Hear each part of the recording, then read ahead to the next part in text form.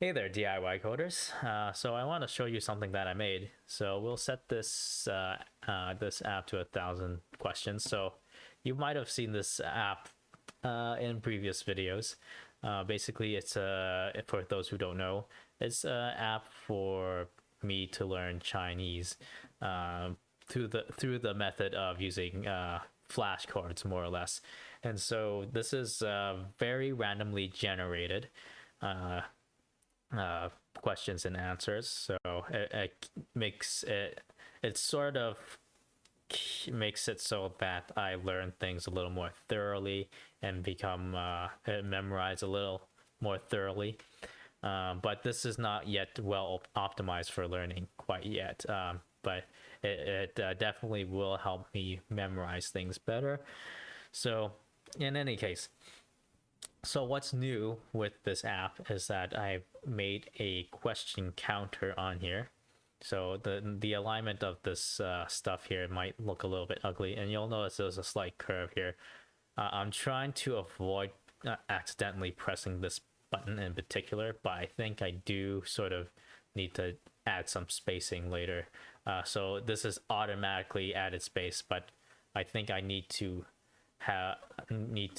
force some minimum amount of space here because it will push up against the top and bottom of this flashcard here. So, and you'll notice that I don't know if I showed this in one of the videos, but there's a bigger color change when you submit your answers here. So you'll notice that the top and bottom colors change, which I think I turned that on by accident because I think there's too much distraction at that point. So that's why I didn't want this on in the first place. But what you'll notice here is that the visual feedback that I do want is that more or less the whole section of the answer itself will turn to a different color, giving you that visual feedback of whether you answered the question right or wrong. So the answer turning yellow, meaning is that it's the correct answer, but I did not select it. So to give you that feedback, so we'll try to answer some questions right, and answer it with the right and wrong answers here.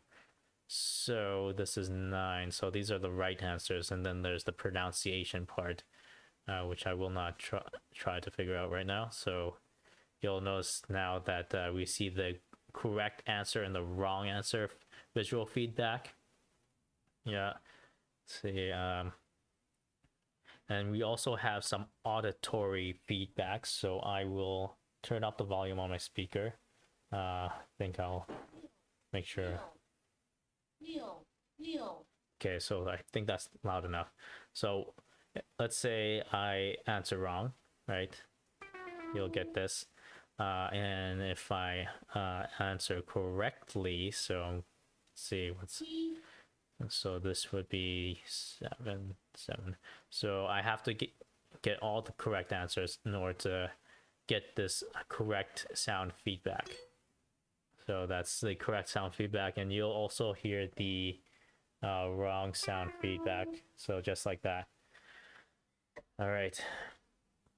And I don't know if I explained this earlier, but you'll notice that I set the amount of questions to 1,000, but we only get 60. That's because we only have 60 questions worth of content for this particular category of words, if you will. Yeah, and that's pretty much for all the features we have.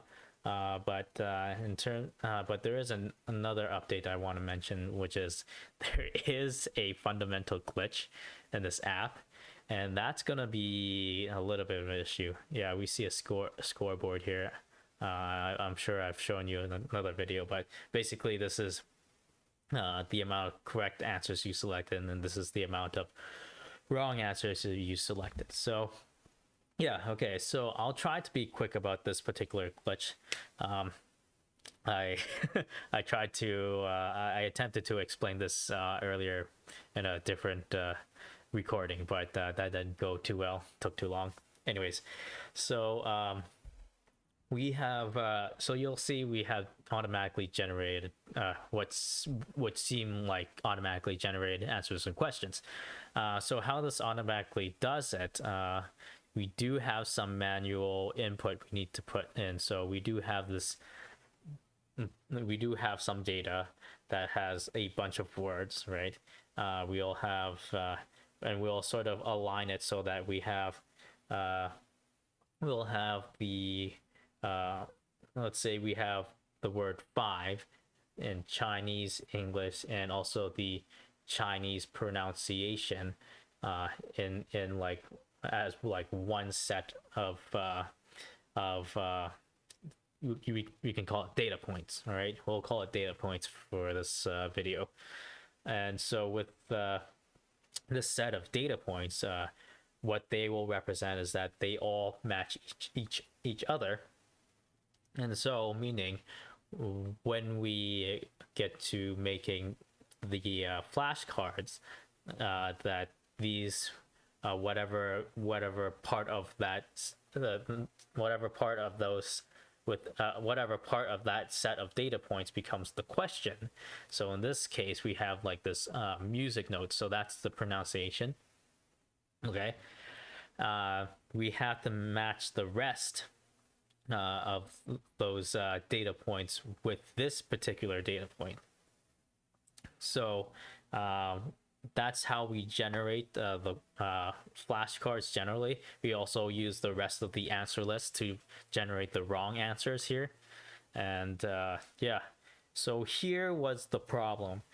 I don't have a way to handle duplicate answers within my data. So what do I mean by that? So the scenario I bumped into to have found out this glitch was that in Japanese, the pronunciation lettering is in English, and that the lettering of their pronunciation is the same lettering as the English version of the word zero.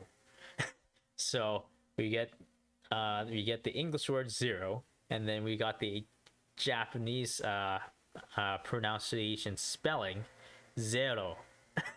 So they're the exact same spelling, and my algorithm actually tries to get rid of duplicates in order for it to not end up accidentally putting duplicate answers in the first place. So now I have a bit of trouble with this issue now. So now I'm gonna have to try to fix that. I also have like duplicate questions, so we would somehow get the same question twice. So I have to figure out how I'm gonna fix that issue. But yeah, that's it. That's pretty much it for this update. So I do have troubles. I do have people that's in China that wants to grab a hold of this app more or less, or give this app a try. But the problem is that China likes to block certain websites. So I'm gonna give a couple of websites a try. So it seems that one of them works, and then there's the other one I want to give it a try. So yeah, I'll get to that after when I can get to it, I should say. I don't know when I can get to it, but hopefully I'll get to it soon. Anyways, that's it for now. I thank you guys for watching. No, let's not say it like that. All right, so that's it for now. If you guys like the video, okay, so that's it for now. If you like the video, please like the video, and if you did quite like the video, you can go ahead and give me a thumbs down. If you can tell me why you liked it or not like this video down in the comment section below, and there will be a subscribe button that you can click to if you think I have earned that subscription. And don't forget to hit that notification bell if you do subscribe to not miss my new upcoming videos. that's it for now. I thank you guys for watching. See you guys next time.